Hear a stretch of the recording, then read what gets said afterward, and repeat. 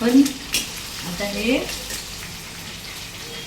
फणस असं आपण आता तळून धुवून घेतलेलं आहे आणि नंतर हे आपण आता असं तळून घेतलेलं आहे. त्यानंतर आपण इथे कढईमध्ये तळतो आहोत. फणस तळल्याचा काय फायदा होतो, ते पटकन शिजतं, त्याला जास्त शिजून नाही द्यावं लागत. आणि आपण कढईमध्ये तेल आपण टाकतोच, तर कढईमध्ये जास्त भाजीला तेल न टाकता हे तळून घेतलं का कमी तेलात पण आपली भाजी होऊ शकते.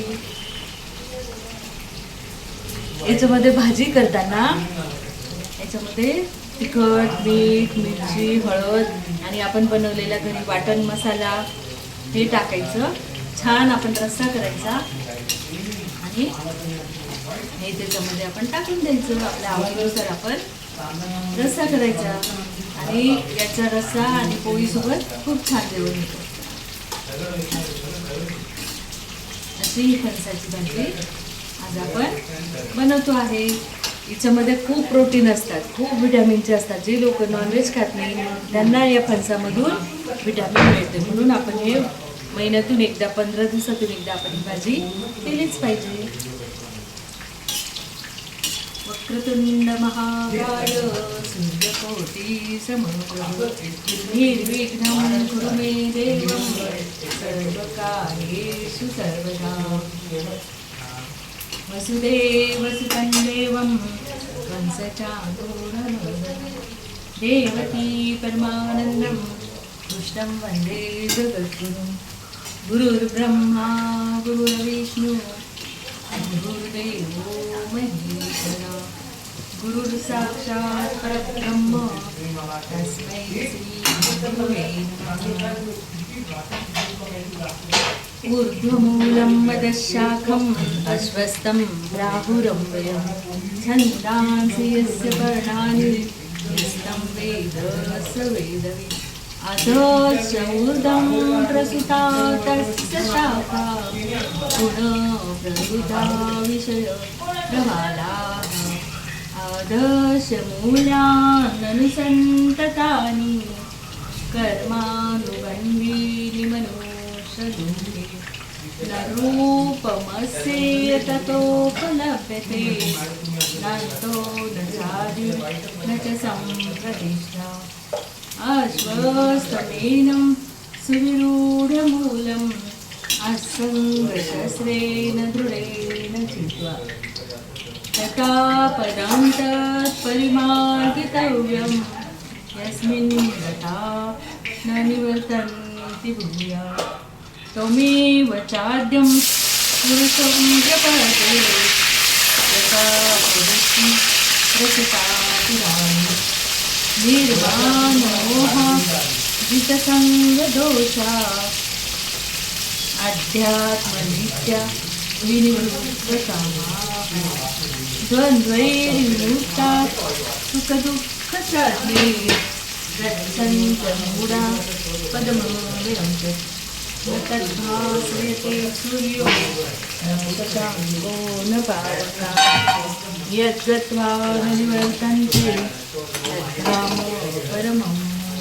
ममैवांशो जीवलोके जीवभूता सनातनः.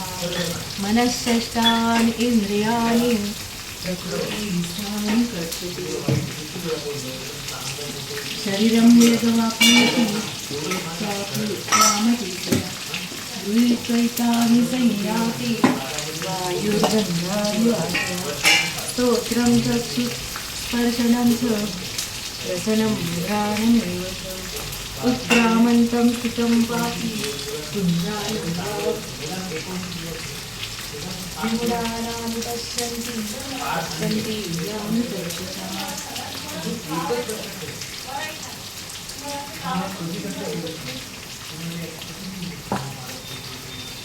एतन्तोऽप्यकृतात्मानं पश्यन्ति चेतसा.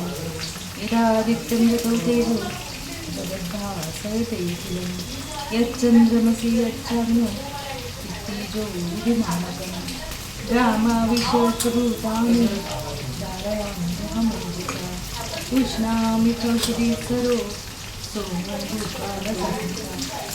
वैश्वानरो भूत्वा प्राणिनां देहमाश्रिता प्राणापानसमायुक्त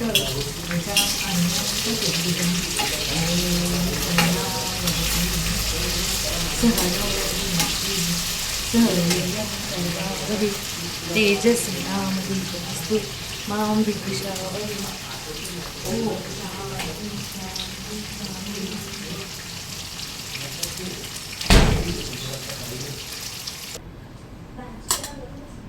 आता आपण फणसाच्या भाजीला फोडणी देणार आहोत. हे आपण आता फणस तळून घेतलं आहे. त्याच्यानंतर आपण याच्यामध्ये हळद, मिरची, मसाला आणि हा वाटण केलेला मसाला हा टाकू आपण. जर वाटलं आपल्याला जर परत पाहिजे तर हे आपण लसूण खोबरं हे वाटून ठेवलेलं आहे, हे पण आपण त्याच्यात टाकू शकतो. आता आपल्या ह्याला उकळी आलेली आहे. आपण आधी जिरं मोहरी तडतडून घेऊ. ती तडतडली का आपण आधी हा वाटण केलेला मसाला टाकू.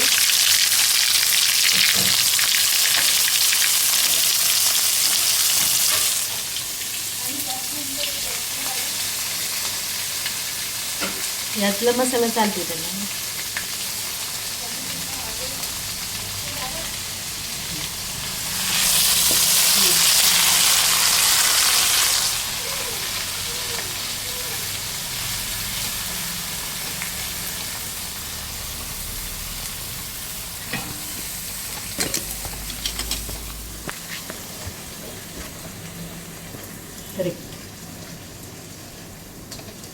पाणी घे गरम करायला ते पाणी.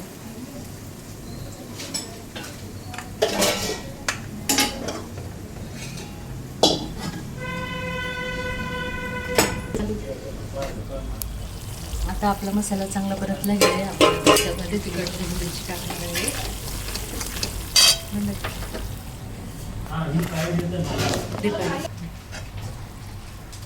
आता आपण फणस या फोडणीमध्ये टाकणार आहोत.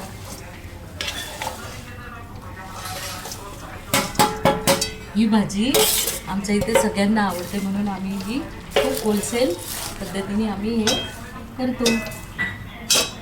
आणि नंतर मग आपण जे गरम पाणी केलेलं आहे ते गरम पाणी आपण याच्यात टाकून देणार आहोत.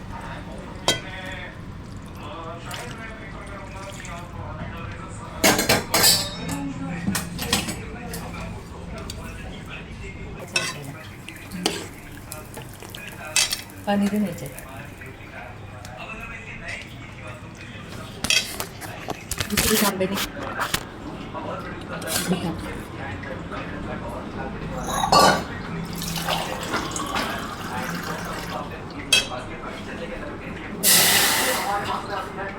बांधे.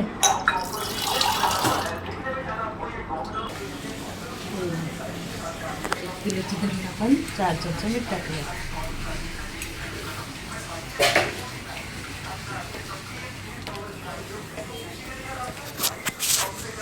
वाव मम्मा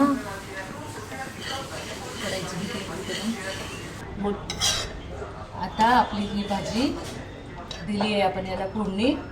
आणि आता आपल्याला ही अर्धा तास शिजू द्यायची.